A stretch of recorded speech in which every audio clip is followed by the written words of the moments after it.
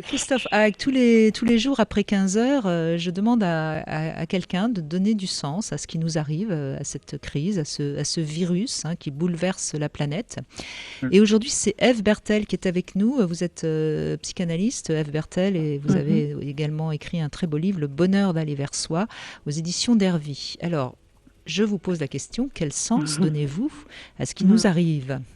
Bonjour Ève. Bonjour Brigitte, merci de me donner la possibilité de m'exprimer là-dessus, parce que c'est vrai que ce qui m'intéresse dans le décryptage de cet événement planétaire, c'est d'arriver à en comprendre le sens symbolique, c'est-à-dire derrière cet événement factuel, cette épidémie, qu'est-ce qu'il y a comme réalité symbolique. Voilà, c'est ça pour moi la clé, c'est de trouver le lien qui relie un événement à quelque chose de plus subtil. Et ce fil conducteur, pour moi, ça pose la question de qu'est-ce qui s'est déréglé au niveau collectif. Qu'est-ce qui fait, parce qu'un symptôme, c'est toujours la manifestation de quelque chose qui s'est déréglé dans le monde interne ou dans notre vie. Donc là, au niveau planétaire, qu'est-ce qui a bien pu se dérégler? De quoi sommes-nous symboliquement, collectivement malades? Voilà, c'était ça un petit peu ma démarche. Et donc, en Oui, c'est creusant un très peu intéressant là-dessus, parce que je vais prendre, Ève Bertel, oui, un exemple très clair pour que tout le monde comprenne bien. oui, Dans oui, notre corps, quand il y a un symptôme, c'est parce qu'il y a un organe qui s'est déréglé. Donc du coup, par exemple, on a l'estomac, on a un ulcère à l'estomac parce qu'on a mal digéré. Bon, voilà. Donc le symptôme reflète quelque chose qui s'est déréglé. Et là, ce que vous êtes en oui. train de nous expliquer, c'est que vous allez nous donner du sens à ce virus qui est le symptôme de quelque chose qui s'est déréglé sur le plan planétaire. On est bien d'accord, hein. J'ai Voilà, bien compris c'est votre message. c'est exactement ça. Voilà, c'est exactement ça. En sachant que dans l'absolu, le symptôme ou la maladie, c'est un effort que fait la nature pour nous guérir, disait Jung. Donc ça veut dire que c'est pas mal en soi, c'est simplement une tentative, parfois maladroite, parfois incompréhensible, mais une tentative que la nature fait pour essayer de nous guérir. Alors donc, de quoi on serait tous malades? Alors moi, je vois deux choses. D'abord, je pense que cette volonté maintenant qu'on nous propose de nous confiner. Voilà, le mot d'ordre, c'est confiner, restez chez vous. Pour moi, ça permet de mettre en relief combien en fait on a passé notre vie dehors, dans l'extériorité, en dehors de nous polarisé, enfin, le monde moderne a opéré un retournement, enfin, qui m'interpelle énormément. Pourquoi on s'est à ce point polarisé sur l'extériorité? Pourquoi est-ce qu'on est à ce point en permanence connecté, vampirisé par le monde extérieur, toujours dans l'agitation, l'action, le faire, dans le Oui, brouhaha, le les besoin de bouger, stimulations? de voyager, d'aller à l'autre Oui, bout du monde. Oui. voilà. Ça met en relief combien en fait on est projeté à l'extérieur de nous, passant d'une tentation à une autre, enfin voilà. Et qui plus est, on attend tout de l'extérieur. C'est-à-dire que c'est un petit peu une fiction qui est dans notre tête d'imaginer, de croire que l'extérieur va répondre à nos besoins, nous C'est donner les les autres qui clés. vont nous rendre heureux. Voilà, c'est les autres qui vont nous rendre heureux, c'est le médecin, c'est l'État, c'est le chef, c'est l'expert, c'est le copain qui a la solution à mes problèmes. C'est comme si on avait perdu de vue combien nous sommes pétris de richesse intérieure, combien il y a une sagesse à l'intérieur de nous qui est à même de nous guider vraiment pas à pas dans les méandres, les questions existentielles qu'on traverse, les soucis qu'on rencontre. Voilà, il y a une sorte d'oubli total de l'intériorité, d'oubli total de ses ressources et ses richesses intérieures. Et donc on est en quête permanente pour trouver la solution à l'extérieur. Et je trouve que c'est un phénomène qui s'est vraiment exacerbé, déployé depuis quelques décennies, qui fait qu'aujourd'hui, la plupart des personnes ignorent qu'elles ont une vie intérieure. Elles ignorent la dimension de l'invisible, du sensible, du psychique et de l'âme à l'intérieur. Donc, comment on vit quand on est coupé de l'intérieur? On vit très mal. C'est comme une plante privée de racines. Si on ne nourrit pas son jardin intérieur, enfin Voltaire en parlait déjà, ça va devenir une terre desséchée, une terre pauvre, une terre voilà. Et je trouve que ça met en relief combien on a besoin de revenir dans le monde du dedans, de retrouver la voie du dedans, la voie de l'intériorité, la voie de l'intériorisation, qui est la voie royale. pour accéder vraiment à notre vérité profonde, à notre désir profond. Voilà, qu'est-ce qu'on veut vraiment, de quoi on a besoin vraiment, qu'est-ce qui est essentiel pour nous, qu'est-ce qui est prioritaire.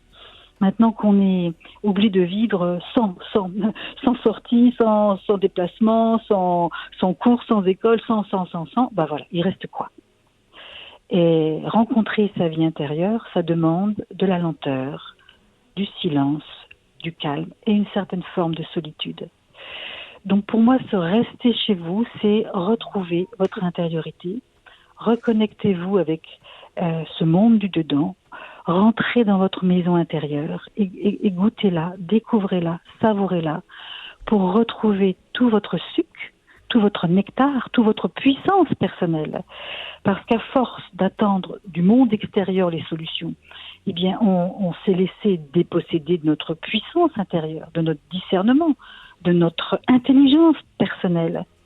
Donc pour moi, il y a ça, vraiment une invitation dans ce confinement à se relier à soi, à son noyau profond, originel, à son centre, et écouter la vibration, le son qui monte de cet endroit-là.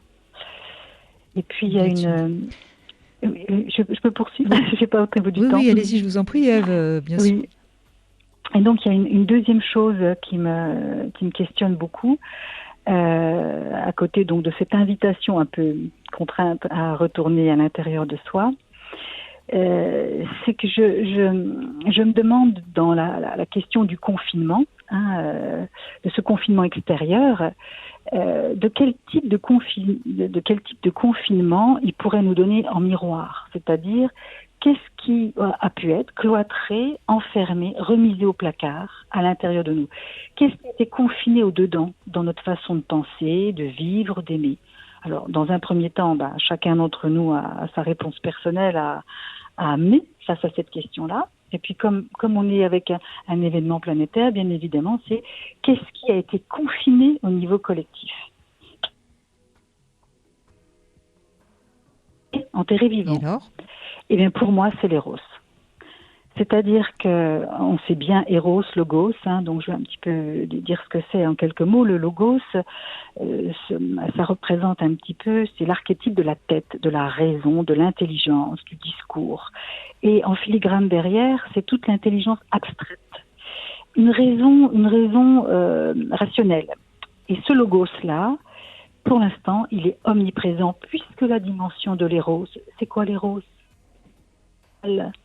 C'est le cœur vibrant, c'est la dimension de l'amour universel, c'est le côté dionysaque, c'est le côté jouissif, festif, c'est le côté poétique, c'est ce qui fait vibrer notre cœur, c'est ce qui nous fait hérisser les poils sur les bras quand on est touché par une musique. Oui, c'est le désir, bien sûr. Voilà, le désir, avec un grand D, le désir profond de l'âme, quoi.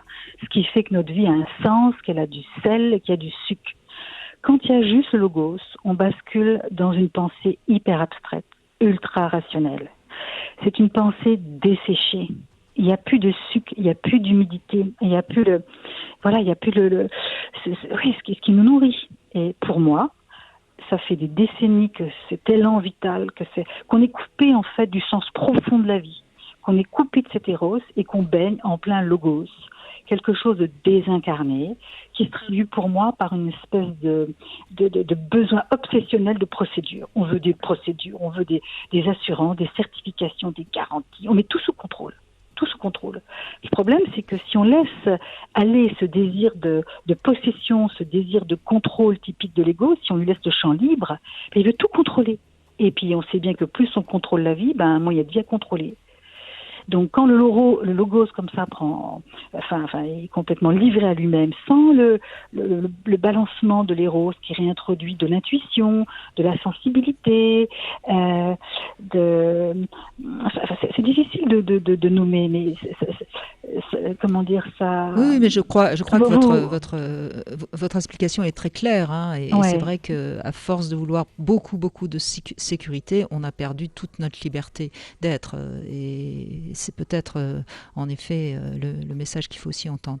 Merci beaucoup en tout cas de cet éclairage, Ève Bertel. Merci à vous. Et évidemment, demain, quelqu'un d'autre nous donnera également du sens afin que chacun d'entre vous trouve le sens qu'il peut mettre dans l'épreuve que nous traversons sur le plan planétaire.